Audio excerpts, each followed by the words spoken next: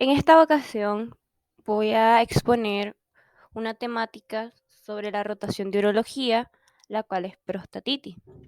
Mi nombre es Merceladora Ortega Palacio, interna del Hospital Antonio Lenín Fonseca.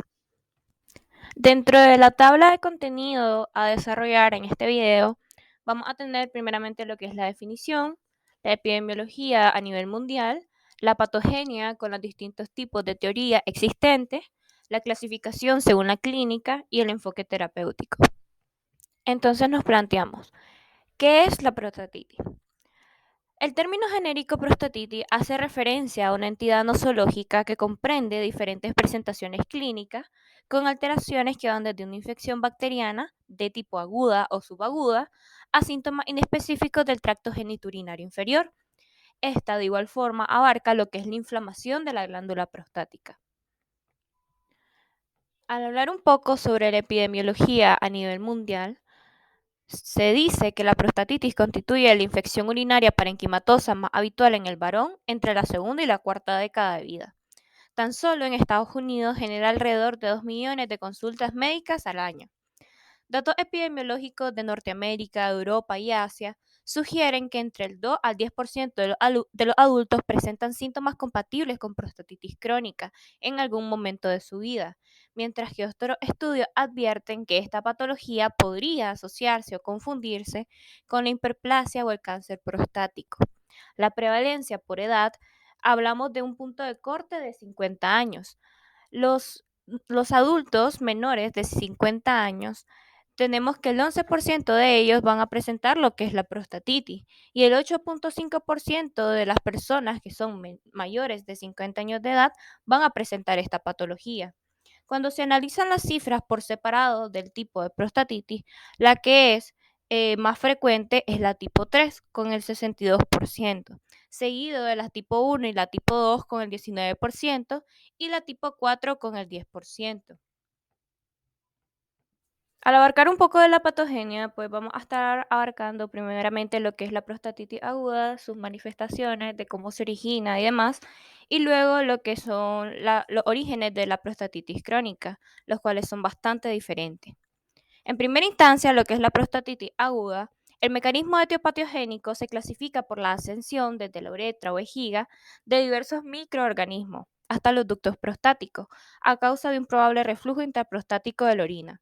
Los microorganismos implicados suelen ser principalmente de tipo gram negativo, especialmente las enterobacterias, entre las cuales podemos mencionar lo que es la Escherichia coli, la Klebsiella spp, es decir, toda la familia de la Klebsiella, Pseudomonas aeruginosa, el Proteus mirabilis o Enterococcus fecalis. Como posibles factores de riesgo asociados, se puede mencionar lo que son los traumatismos, los ejercicios de deporte, como en el caso del ciclismo, el montar a caballo, el cateterismo uretral, la abstinencia sexual o antecedentes de enfermedades de transmisión sexual.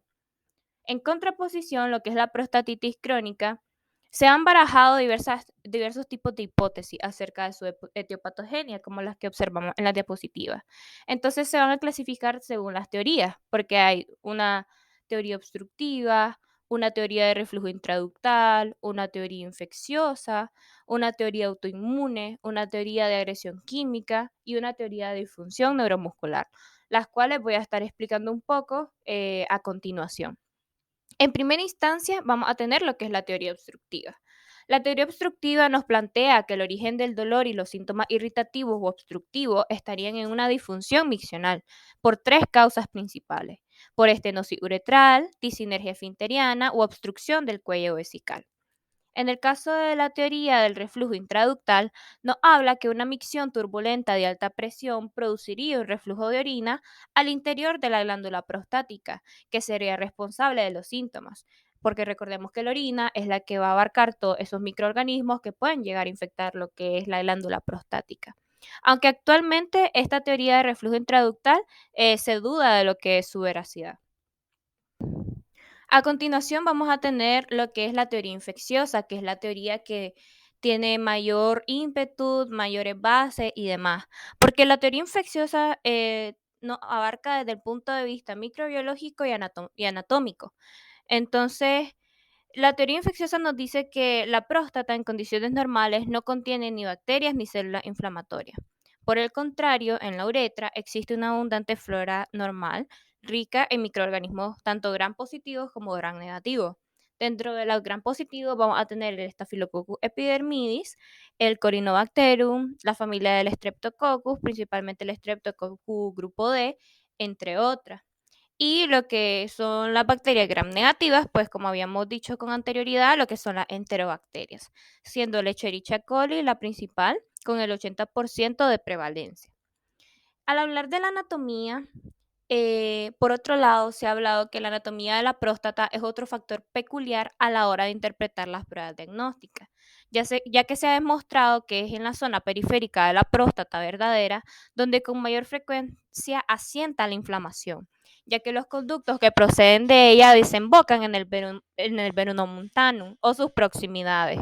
Esta disposición anatómica explica la mayor incidencia de infección en aquella porción prostática, ya que durante las distintas fases de la eyaculación es más fácil a los microorganismos existentes en la uretra penetrar en estos conductos y no en los pertenecientes a la próstata central. Además, aquellos ubicados en la uretra prostática pueden ser forzados a penetrar en la glándula si se produce una subida de presión en esa zona uretral como consecuencia de la micción. Todo apunta a que la prostatitis pues, se produce fundamentalmente por vía canalicular ascendente o retrógrada, salvo en algunas infrecuentes, pues como los microorganismos que alcanzan la próstata por vía hematógena, como el caso del Mycobacterium tuberculosis, el Candida virus, etc. Entonces, una vez que nosotros ya tenemos a las bacterias pues en el sitio de entrada que entran en los conductos y glándulas prostáticas, estas van a comenzar a multiplicarse rápidamente e inducen una respuesta del organismo con infiltración de células inflamatorias. En los casos agudos, casi toda la próstata puede estar involucrada en el proceso, observándose infiltraciones con bacterias, células inflamatorias vivas o muertas. De igual forma se observan células epiteliales descamadas y restos celulares. Las bacterias que crecen en los cultivos convencionales son las que se denominan bacterias de flotación libre o planctónicas. Estas bacterias planctónicas son fácilmente eliminadas por las defensas naturales con la ayuda de los antimicrobianos. Si por alguna razón la infección persiste, se forman lo que son las microcolonias, que están asociadas a las películas biológicas o las biofilms, que se adhieren al epitelio de los conductos prostáticos. Estas colonias producen matrices de exopolisacáridos que a su vez envuelven estas microcolonias creando un medio ambiente especial donde las bacterias, en caso de condiciones propicias, pueden invernar y producir estímulos antigénicos pequeños, pero son de manera repetida, que estos conducen a la inflamación crónica, ya que siempre van a estar presentes, y a la perpetuación de la infección prostática. De igual forma, en este caso, pues va a ser difícil, tanto por las defensas naturales del cuerpo como por los antimicrobianos, eliminar a estas bacterias, ya que se encuentran atrincheradas, lo que contribuye a la tendencia a la cronicidad de la infección. Lo que nos plantea la teoría autoinmune es que los estímulos antigénicos, ya sean de carácter microbiano o por presencia de orina por reflujo, determinan la producción local de inmunoglobulinas, tanto inmunoglobulina A como inmunoglobulina G específicas, frente al patógeno causante de la infección.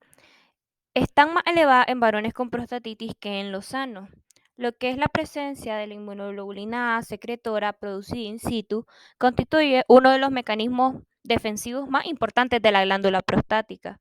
Se sabe que ante la presencia de antígenos persistentes, la inflamación que se produce no es autoinmune, sino de hipersensibilidad tipo 4 o mediada por células. A pesar de ello, estos anticuerpos por sí solos y aún a concentraciones elevadas son incapaces de eliminar las bacterias. En prostatitis crónica, dichos anticuerpos incluso perduran hasta 12 meses después de curadas, lo que no ocurre en la forma aguda de lo que es la infección. La teoría de agresión química nos plantea que debido a sus diversos componentes químicos o por ser portadora de sustancias con capacidad antigénica, la orina induciría a alcanzar por reflujo los conductos o glándulas prostáticas, una respuesta inmunológica que desencadenaría la consecuente reacción inflamatoria y con ello una prostatitis abacteriana. ya que, o sea, se ha demostrado que las altas concentraciones de urato y creatinina en la propia secreción prostática, por lo que atribuyen a las purinas y a sus metabolitos el inicio de la respuesta inflamatoria, que en su evolución llevaría a la formación de calcificaciones y finalmente a su colonización bacteriana. Ahora, en el caso de la teoría de disfunción neuromuscular, se ha dicho que el síndrome de dolor pelviano crónico ha sido relacionado con el estrés y diversas alteraciones psicológicas, especialmente lo que es la ansiedad y la tensión emocional. Sería una forma de enfermedad psicosomática que pues provocaría una alteración funcional de carácter neuromuscular pélvica, con el consiguiente incremento de la presión uretral proximal, que además facilitaría el reflujo de la orina hacia las glándulas prostáticas. Y finalmente tenemos lo que es la teoría vascular. Una nueva teoría involucra la prostatitis crónica con la denominada enfermedad pélvica venosa, que englobaría las hemorroides y el varicocele, y en donde una disfunción del retorno venoso del plexo pelviano sería la responsable de las manifestaciones sobre el área prostática. Ahora voy a explicar un poco sobre lo que es la clasificación. Clínicamente existen varios síndromes prostáticos establecidos. Esta característica implica la necesidad de una segunda expresión que valore el presunto factor etiológico. Es por eso que el Instituto Nacional de Salud de Estados Unidos nos presenta lo que es a través de su panel de expertos una nueva clasificación, dividiéndola en, como se muestra en pantalla, lo que es una prostatitis aguda bacteriana, una prostatitis crónica bacteriana, el síndrome doloroso pelviano crónico y la prostatitis inflamatoria sintomática. Entonces, según el diagnóstico de la prostatitis, nos podemos encontrar con diversos casos que pueden llegar a nuestro consultorio.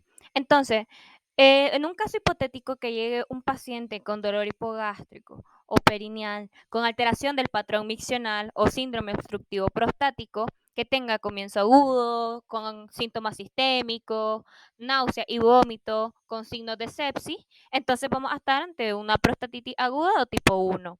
En el caso que tengamos un paciente con dolor hipogástrico o perineal, alteración del patrón miccional, síndrome obstructivo prostático, pero de larga evolución, en el cual hago un estudio fraccionado o un urocultivo, que este salga negativo y que salgan leucocitos en semen, secreción prostática o en la fracción urinaria final, entonces vamos a estar ante un síndrome doloroso pelviano crónico inflamatorio tipo 3A. En el caso que el cultivo no salga negativo en el mismo caso, pero que no haya leucocitos en semen, ni secreción prostática, ni en la fracción urinaria final, entonces vamos a tener un síndrome doloroso pelviano crónico no inflamatorio tipo 3B. En el caso que en el estudio fraccionado, además de tener la misma clínica en un paciente, tengamos un cultivo positivo, entonces vamos a estar ante una prostatitis crónica bacteriana tipo 2. En el caso que haya ausencia de síntomas, leucocitos en semen, secreción prostática o fracción urinaria final o una biopsia prostática que nos dé indicaciones de prostatitis, entonces vamos a estar ante una prostatitis inflamatoria asintomática tipo 4. La prostatitis aguda bacteriana o la tipo 1 o prostatitis bacteriana aguda es relativamente infrecuente, pues solo se diagnostica el 0.02% de los pacientes con prostatitis. Su sintomatología es la de una bacteriuria sintomática parenquimatosa de comienzo agudo con tendencia de bacteriemia durante la micción o con la simple palpación de la glándula al tacto rectal. Cursa con fiebre, escalofrío, dolor lumbosacro, perineal o suprapúbico, malestar general y molestias miccionales tales como disuria, escosión miccional, poliacuria y obstrucción miccional. El diagnóstico es fundamentalmente clínico. Suele ser un sujeto joven con un cuadro de inicio agudo, con fiebre en picos, dificultad miccional, poliacuria, dolor perineal, orina turbia y mal estado general. Al tacto rectal existe un aumento del tamaño de la próstata con dolor y vivo reflejo miccional y con ocasional emisión por el meato uretral de un exudado purulento. En el caso del hemograma puede mostrar lo que es leucocitosis periférica. Ahora lo que es la prostatitis crónica bacteriana representa el tipo 2 de la clasificación. Es una infección parenquimatosa prostática de al menos 3 meses de duración, que puede aparecer como una complicación de una prostatitis aguda o en ausencia de clínica de infección inicial. Se sospecha en caso de síntomas urinarios sin signos de prostatitis aguda en aquellos varones entre la segunda y cuarta década de vida con infecciones de repetición o en el contexto de una bacteriuria incidental. Representa el 5 al 10% de todos los pacientes con prostatitis crónica. Su patogenia, como se ha descrito con anterioridad, resulta compleja y no claramente establecida. Y su sintomatología suele ser muy variada. En algunas ocasiones los síntomas son escasos o inexistentes, comportando únicamente alteraciones en el semen que condicionan infertilidad. En otras ocasiones predominan las manifestaciones sexuales, como la disminución del líbido, pérdida total o parcial de la erección entre un 43 a 49%, eyaculación dolorosa 20%, eyaculación precoz hasta el 26%, hemospermia o infertilidad con una prevalencia de hasta el 45%, pero lo más habitual es la existencia de dolor pelviano y síntomas urinarios. El dolor es referido a áreas dispares como perineal 46%, escrotal 39%, peniana 6%, suprapúbica 6%, lumbrosacra 2% o en la cara interna de los muslos. Los trastornos urinarios más frecuentes están representados por la disuria, imperiosidad y poliacuria, tanto diurna como nocturna. También puede haber una micción dolorosa e incluso retención aguda de la orina. En este tipo de prostatitis es importante resaltar lo que es dentro de los medios diagnósticos, lo que es el cultivo fraccionado, que es el método diagnóstico principal.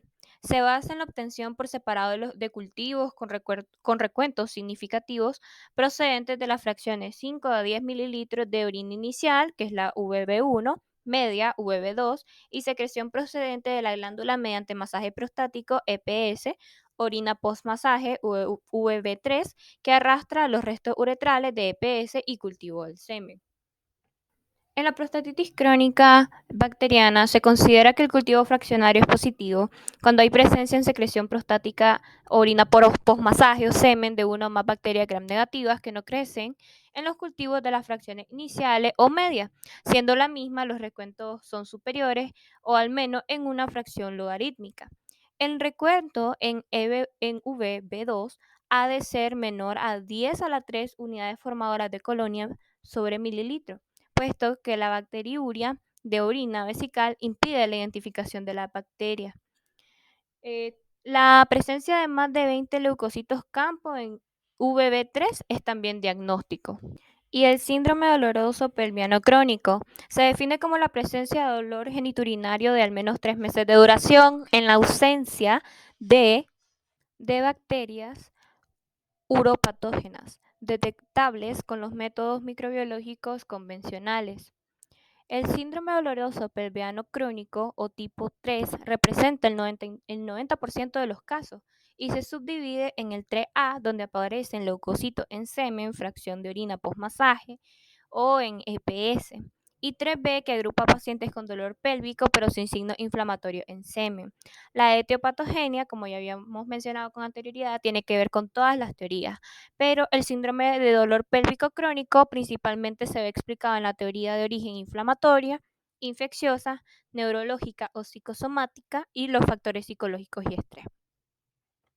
El diagnóstico de igual forma resulta complejo por presentar una clínica inespecífica parecida a la prostatitis crónica bacteriana, con disuria, dolor perineal y polaquiuria. Ahora vamos a ver un poco sobre lo que es el enfoque terapéutico, basándonos desde lo que es la clasificación en lo que es la prostatitis aguda bacteriana tipo 1, tipo 2, tipo 3 y tipo 4. Entonces, empezando con la prostatitis aguda bacteriana o tipo 1, como se muestra, entonces vamos a tener de igual forma dos opciones de pacientes que nos pueden llegar al consultorio. Puede llegar un paciente con obstrucción miccional, que este paciente pues le tenemos que colocar lo que es una sonda uretral o suprapúbica. Tenemos que comenzar lo que es un tratamiento parenteral de 24 a 48 horas con cefalosporina, quinolona o aminoglucósidos. En el caso de haber mejoría, pues vamos a seguir un tratamiento oral en 2 a 6 semanas con betalactámicos, quinolonas o cotrimoxazol. En el caso de que el mismo paciente con que tenga obstrucción miccional, que ya haya pasado por un tratamiento parenteral, no tenga mejoría, entonces vamos a realizar lo que es una ecografía y en el caso que este paciente tenga un absceso prostático, pues vamos a realizar lo que es un procedimiento que es la punción con drenaje o el RTU, que es la resección transuretral de lo que es el absceso, más los antimicrobianos parenterales, seguidos de tratamiento oral durante 6 semanas. En el caso de que llegue un paciente sin obstrucción miccional, entonces no se le pone pues lo que es la sonda, sino que de una vez comenzamos con el tratamiento parenteral de 24 a 48 horas con cefalosporina, quinolonas o aminoglucósidos. En el caso de haber mejoría, de igual forma, pues seguimos con tratamiento oral de 2 a 6 semanas con beta-lactámicos, quinolona. En el caso de no haber mejoría, pues vamos a hacer una ecografía y si este no presenta lo que es un absceso prostático, pues le hacemos un cambio de antimicrobiano según la sensibilidad y pues si presenta un absceso prostático, pues de igual forma le hacemos una punción drenaje o una resección transuretral más su antimicrobiano vía parenteral seguido de un tratamiento oral durante 6 semanas. En el caso de la prostatitis crónica bacteriana o tipo 2, el tratamiento pues va a iniciar con un tratamiento antimicrobiano oral de 4 semanas que contenga lo que son las fluorquinolonas, el trimetoprim o doxiciclina. En el caso de haber una coración, pues vamos a realizar un seguimiento y fraccionado, de control. En el caso de haber una recaída o no mejoría, pues hacemos lo que es un antimicrobiano supresor a dosis plena en 6 meses. Entonces podemos hacer una valoración de igual forma de cirugía prostática. En el caso de haber un absceso intraprostático, hacer un drenaje. En el caso de tener un caso de recurrencia, pues utilizamos un antimicrobiano profiláctico a baja dosis en 6 meses. Ahora vamos a tener lo que es el tratamiento del síndrome inflamatorio o el síndrome de dolor pélvico inflamatorio tipo 3A. Entonces vamos a iniciar con la posibilidad de infección que recordemos que puede ser, resulta por patógenos de difícil cultivo, entre ellos el ureaplasmas o las clamidias, que pueden serse o denominarse Staph coagulasa negativo. Entonces nosotros vamos a iniciar con un antimicrobiano oral por 4 semanas, como el ciprofloxacino o el trimetoprim, más otros fármacos posibles en 4 semanas, como la nortriptilina y el tetrazepam. Si hay mejoría, pues continuamos con los antimicrobianos 6 semanas más. Si no hay mejoría, entonces vamos a continuar con otro esquema con la doxiciclina y o macrólidos con antiinflamatorios, eyaculadores regulares y baños de asiento. Si no hay mejoría, hay que recurrir a antiepilépticos. Y si no hay mejoría, pues hay que recurrir a pentosan, polisulfato, extractos de polen, fitoterapia, entre otras opciones terapéuticas. Y en última instancia tenemos lo que el esquema de tratamiento con el enfoque terapéutico del síndrome de dolor pélvico no inflamatorio tipo 3B. Entonces, aquí vamos a tener que se inicia con 2 semanas simultáneo con tetrazepam, alfa bloqueantes y opiáceos. Si hay mejoría, hay que cambiar los opiáceos por un AINE. Se mantiene el alfa bloqueante y el tetrazepam por 3 meses. Pero si no hay mejoría, hay que comenzar con la psicoterapia, técnicas de relajación, cambio en el estilo de vida y la biorretroalimentación. Bueno, y esta sería la bibliografía que utilicé. Muchísimas gracias por su atención a este video.